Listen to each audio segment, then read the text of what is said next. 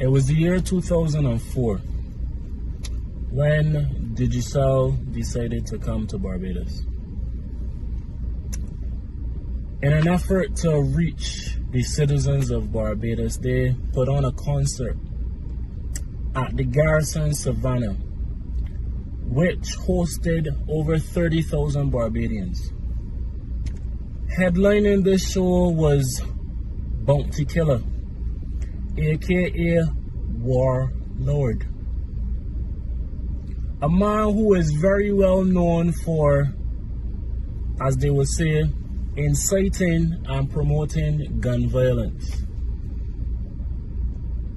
Fast forward to 2021, today rather, Digicel takes its responsibility as a family brand and as a good corporate citizen very seriously. It does not associate itself with negativity.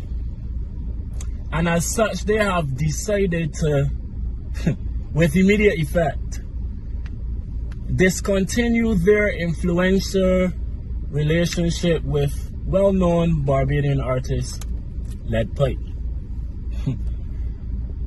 Digicel does not associate itself with negativity. As far back as I can remember, I think the year is 2009, Idonia headlined the Reggae on the Beat show. Title sponsor was Digicel. And every year, every consecutive year without fail, Digicel has been a headline sponsor for the Barbados Reggae Festival. Digicel has also been a sponsor for Hennessy Artistry. In times past, we have seen artists like Idonia, Popcan, Massacre, Dexter Daps, Spice, and even the same Idonia come to Barbados and sing these same songs that incite violence, sex, drugs, and promote this lifestyle. Yet we have Digicel Barbados using Lead Pipe as a scapegoat. Hypocritical. Not Idonia with the popular song Bang, Bang, Bang, Boom. He wasn't singing about a jackhammer. Not the line after Bang, Bang, Boom. He's saying ugly rifle with long like broom. He ain't talking about sweeping the house. Not after that he did say that he went to a gangbang school. But no, Digicel does not associate itself with negativity. No, people think that because Barbadians are outraged about what is happening, that we are saying we condone this type of music. But I believe that people are even more outraged at the fact of the inconsistency and the double standard that is being shown in Barbados in the last couple of days. These same shows with these headline artists from Jamaica singing these songs, the Barbados Tourism Marketing Inc. has sponsored. Government-owned television station CBC has sponsored. I've even seen cases where the Transport Board has been a sponsor, as well as Kensington Oval has been a sponsor. All government entities, as well as Digicel. But yet we have a case where we are using these artists as a scapegoat. Again, do not get me wrong. I'm not saying that this is what the guys should sing about. But people need to focus on the double standard that is going on here. We have issues from St. March where a 14-year-old girl was reported to be naked and laying on a cement floor at the government industrial school. I ain't seen nobody outraged and talking about that from the government. You have a number of different issues. Barbados being the 11th most expensive country in the entire world to live. I ain't seen nobody outraged and talking about that from the government. You have instances where people are suffering due to the climate in Barbados. A woman with sewage in front of her house. Sewage. I ain't seen nobody come out and talk about that. And then you want to lead the people to believe that the people that singing these songs is what inciting violence. No, let me give you a little insight. People are driven to do things and make difficult choices because of their circumstances. And when you live in a country where you are overtaxed, undervalued by the government, people are forced to do certain things that they would have never thought to do. And this is not to say that I am encouraging people to steal, kill, or destroy anything. But when a man could decide that he can put on a red dress to go and rob a bank, it really made me sit down and think with you, that man had to be in such a tight situation to even think that he could get away with robbing a bank in Barbados. But it's because of the pressures that people have in life. Unemployment is at 13.6%. at the end of December 2020. I ain't hearing nobody talking about this, but these are the things that we fixating on. You got 10 artists plastered across the newspaper as if they're criminals. You think that when you go before a judge, the judge is concerned with what music you listening to? This is not the real issue. Let me talk about the fact that government is in control of the ports of entry in Barbados, yet still these guns and drugs and everything slipping through the cracks because of poorly run government institutions. Let me talk about that. When they go in front of the judge for killing a man, the judge is not interested in who I listened to before he killed them. The judge interested in who sell me the gun though. The judge interested in where he got it from though. So no. Let me talk about the real issues in Barbados. It don't make sense to me.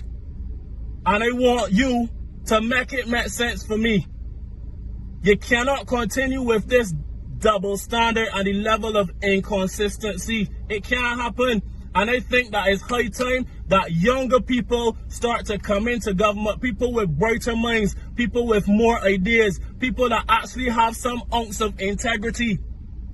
You both the players talking about integrity laws putting into place, but yet still the Auditor General got a bunch of different discrepancies. Now, granted, some of these discrepancies were from the previous administration. However, there are some with this current administration, and we have to look at government as a collective and a continuation of foolishness.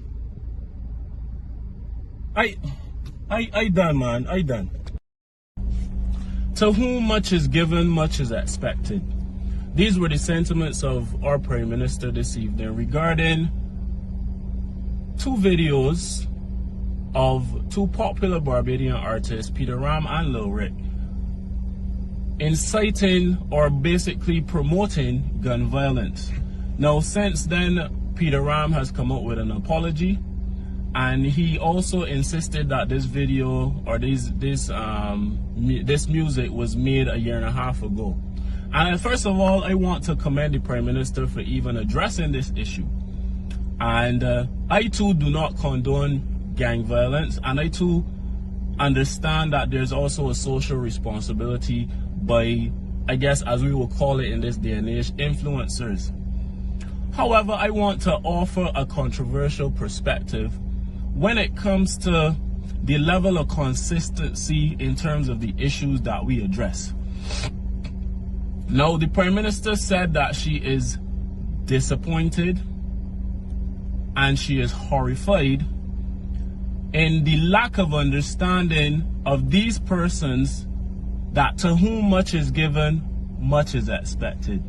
And I also want to say that we need to hold the same level of consistency when it comes to all issues, not just this particular one. Now, I want to highlight the fact that the Auditor General did his assessment, or his audit rather, of the 2020 financial year. And in the newspaper, it said that he had a number of concerns whereby there was evidence of potential fraud, and there are millions of dollars unaccounted for, lack of disclosure, lack of supporting documentation, whether misstated or even understated. Now, in the 2020 to 2021 fiscal year, Barbados collected $2.6 billion in taxpaying money. And Barbados also spent $3 billion, which would be a total expenditure of $424.7 million in excess of what we collected. Now, I think that is very important to be accountable. I think it's very important to be transparent. And I think that the same level of energy put behind condemning the actions of these well-known artists should be put into giving the people of Barbados some level of transparency.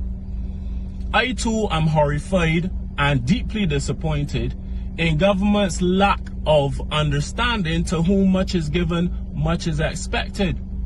When we go to the pumps, we are taxed. When we are paid, we are taxed. When we go to the supermarket, we are taxed. When we want to import goods, we are taxed twice. You pay duties and you pay VAT, environmental levy and other stuff. So even twice and 3 times. When we want to buy a piece of land, we are taxed. You pay your water bill, but somehow you're paying tax to collect your garbage. All right, well and good. This is how government produces revenue. This is how government produces revenue. But again, I am deeply disappointed in the lack of energy when it comes to something like this the Auditor General has highlighted. Nobody has come out to even say anything about this issue. I am horrified and deeply disappointed that there are people who have been unemployed for more than 6 weeks and still cannot get a check from NIS. I am deeply disappointed and horrified that to this day a number of Barbadians cannot see running water.